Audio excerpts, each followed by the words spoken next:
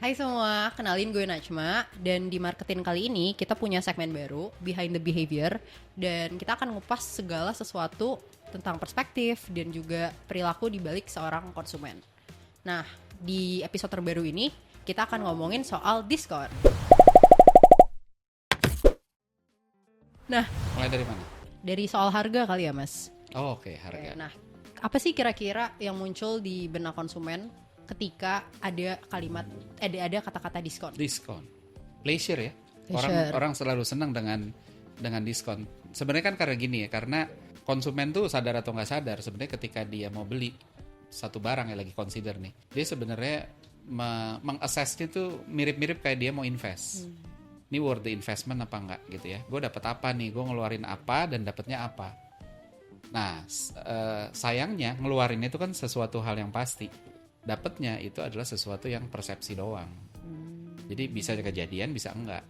Nah, tapi itu habis itu diukur selisihnya berapa sih. Kalau yang didapat itu lebih banyak dibanding yang dikeluarin, maka most likely dia akan beli.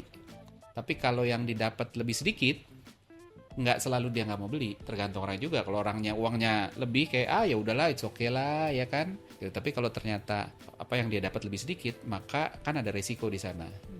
Nah, itu tadi kalau ketika dia dapatnya lebih sedikit, artinya value-nya negatif gitu. Dan bahkan ketika nilainya sama, oke, gue keluar 100.000, tapi itu value yang gue dapat kurang lebih 100.000. Walaupun trikinya kan di situ ya, value yang lo dapetin itu nggak selalu bisa diukur gitu ya, secara rupiah gitu. Tapi ketika sama pun masih ada risiko karena tadi ini persepsi. Nah, jadi ketika ada diskon, maka dia ngelihatnya sebagai ini faktor pembaginya lebih kecil nih gitu, sehingga ROI-nya harusnya lebih bagus dong gitu.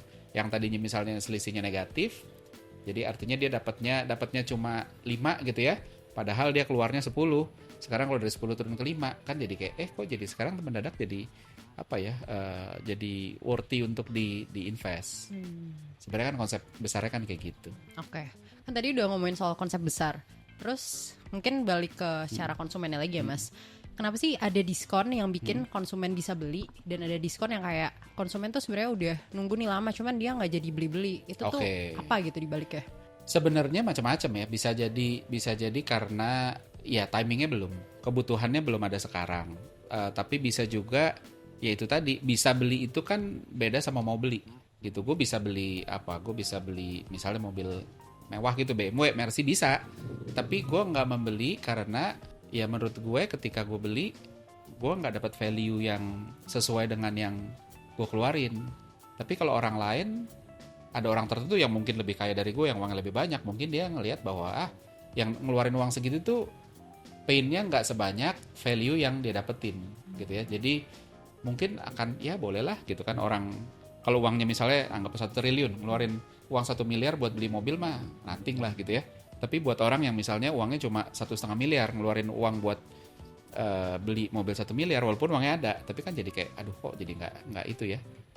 Nah, penasaran juga sih sama kayak ketika aku sebagai konsumen misalkan mikir besok nggak diskon, jadi ada keputusan mendadak yang hari ini aku pengen beli barang ini. Nah, itu apakah cuma dipengaruhi sama satu hal yang kayak pemikiran besok nggak akan diskon, atau ada hal-hal lain yang lebih kayaknya ini deh faktor utamanya? Sebenarnya faktor utamanya selalu ya tadi ya, perhitungan ROI-nya. Gue keluar segini, gue dapat apa sih? Itu satu. Terus kedua, urgensi dari gue punya ini. Yang menarik itu bahkan ada orang-orang yang sebenarnya nggak butuh-butuh amat. Utility rate-nya rendah. Contoh misalnya snack. Snack itu kan nggak ada orang yang sebenarnya butuh snack. Snack itu kan wants, bukan need ya. Jadi ya gue bukan butuh tapi gue mau. Jadi apakah harus beli snack? Nggak juga gitu. Dan makanya barang yang salah satu contoh kategori yang ketika di diskon tuh habis itu tarikannya lumayan gede, misalnya snack, karena ya udahlah kalau lagi diskon segini bolehlah gitu ya. Utility-nya mungkin tidak berubah, tetap segitu, tapi cost untuk membeli utility yang tidak begitu tinggi itu jadi masuk hitungannya, karena harganya sekarang segini boleh deh. Dan itu dia makanya suka ada orang yang kayak sebenarnya nggak butuh, nggak tahu kapan butuh, tapi orang bela-belain ini kalau lagi butuh nih nanti belum tentu segini nih harganya nih, beli aja nih. Itu tadi, diskon itu punya power untuk create urgency, seolah-olah tuh kayak wah ini sayang nih Karena kan orang kan balik lagi tadi pain sama pleasure. Buat dia ketika nanti dibutuhin dan harganya nggak diskon itu painful. Jadi udah deh beli aja dulu. Diada-adain kita jadi mengada-ngada. Nah, terus Mas, kenapa sih? Mungkin karena tadi ya udah sempet di-mention juga. Cuman kadang tuh kayak misalkan aku nggak beli satu barang. Kadang aku suka ada rasa aduh rugi nih kalau nggak beli. Nah itu tuh balik lagi kayak yang tadi Mas Untung sempat jelasin, atau sebenarnya tuh kayak ada pengaruh dari faktor diskonnya barang yang itu sendiri apa? Sebenarnya ada dua hal. Satu ya faktor yang tadi, faktor bahwa nanti mungkin butuh, ya. Yang kedua, suka nggak suka tuh kan gini.